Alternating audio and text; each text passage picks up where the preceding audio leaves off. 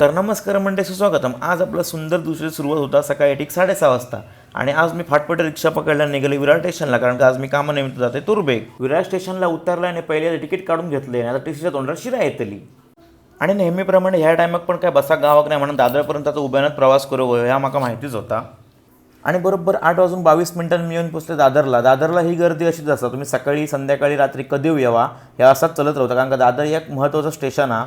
आणि वेस्टर्न तर वेस्टर्न बंगला सेंट्रल लाईनला पण म्हाका बसाक गावाक नाही म्हणून मी आपलं डोर पकडले आणि आम्ही निघालो नाहूरच्या दिशेन, कारण का नाहूरवरून आमका कॅबने जाऊचा होता तुरबेग.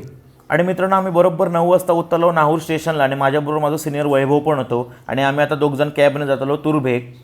आणि थोड्याच वेळात आमची कॅब पण येली. आम्ही कॅबमध्ये बसलो आणि येऊन पोचलो आमची व्हिजिट असणाऱ्या कंपनीत.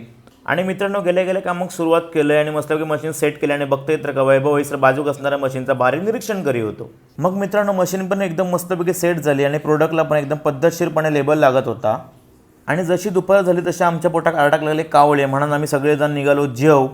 आणि मित्रांनो, जेवणात मी ऑर्डर केलेले व्हेज थाळी, कारण का आज गुरुवार होतो आणि वैभवने पण स्वतः मिसळपाव घेतलेला आहे. तर मंडळी तुम्ही पण जेव घेवा. आणि मित्रांनो, जेवल्यानंतर आपला कसा काहीतरी थंड व्हायला आता जीव आपलं शांत होऊचो नाही. मग जेवण परत कंपनीत दिलं होतं. प्रोडक्शन एकदम मस्तपैकी चाललेलं आणि आपली मशीन पण एकदम टॉपमध्ये चालत होती. मग संध्याकाळी बरोबर 4:50 मी आणि वैभव निघालो घराक जाऊ. मग पटापट रिक्षा पकडलं आणि येऊन उतरलो घणसोली स्टेशनला उतरून घणसोली ते विरार तिकीट तर काढले, पण माका जाऊचं होतं गोरेगावला भजन वाजवू. त्यामुळे मी वैभवला ट्रेनमध्येच बाय केलंय आणि मी निघाले गोरेगावच्या दिशेने.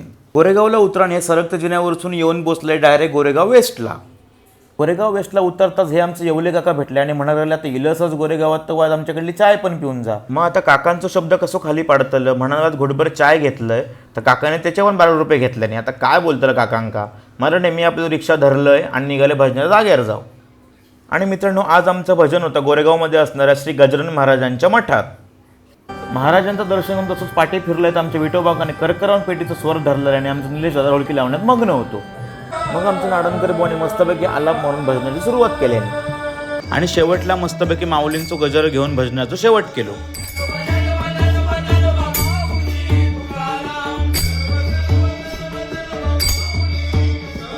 आणि भजनानंतर मस्तपैकी आयोजकाने एक फ्रुटी दिल्यानी भजन आटपून घरात जाऊन निघाले. त्या शिमग्यातला सॉन्ग माका गोरेगाव स्टेशनलाच दिसला. आणि रात्री 11 वाजता पण विरार ट्रेनला ही गर्दी आणि या गर्दीत माझी बरोबर मालिश झाली. आणि मित्रांनो, या प्रचंड गर्दी 70 ते 80% हे परप्रांतीय, त्यामुळे त्यांना वेळेसून कसे बाहेर करू गावते याचा विचार करा, नाहीतर आपल्याच मुंबईत आपल्याकच पाहुण्यासारखे वावरायचा लागतं हे 100%.